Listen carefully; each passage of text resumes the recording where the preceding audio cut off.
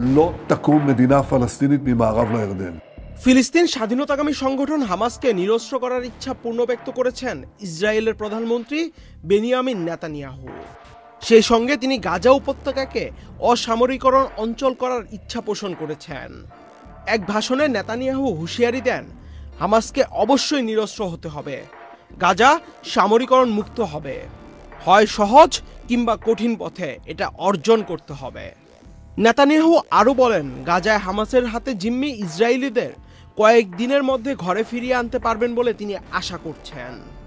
আগামীকাল সোমবার ইহুদিদের সুক্কত উৎসব শুরু হতে যাচ্ছে, যা চলবে এক সপ্তাহ জুড়ে। এ উৎসবের মধ্যেই জিম্মিদের ঘরে ফেরাতে পারবেন বলে আশাবাদী নেতানিয়াহু।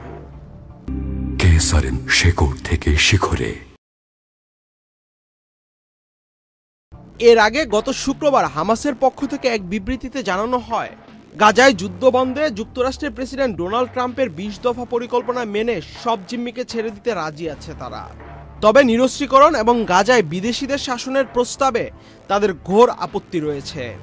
এসব নিয়ে আলোচনার বেশ আগ্রহ দেখিয়েছে হামাস। হামাসের পক্ষ থেকে এমন অবস্থান জানানোর পর ওই হুঁশিয়ারি দেন নেতানিয়াহু। একই দিন ট্রাম্প সতর্ক করে বলেন, যুদ্ধবিরতির প্রস্তাবে পুরোপুরি রাজি হওয়ার ক্ষেত্রে তিনি হামাসের পক্ষ থেকে কোনো ধরনের বিলম্ব সহ্য করবেন না। এর আগে ট্রাম্প হামাসের সিদ্ধান্তকে স্বাগত জানিয়ে সামাজিক যোগাযোগ মাধ্যমে পোস্ট করেছিলেন। জিম্মি মুক্তি নিরাপদ করতে ইসরায়েলকে গাজায় হামলা থামাতে বলেছিলেন তিনি। তবে এসব প্রক্রিয়া চলার মধ্যেও গাজায় ইসরায়েলি হামলা ও হতাহতের ঘটনা বন্ধ হয়নি। এদিকে আজ থেকে মিশরের যুদ্ধবিরতির পরোক্ষ আলোচনা নতুন করে শুরু হতে যাচ্ছে। And let's call it eternal peace in the Middle East. Ahmed Shafi, channel I.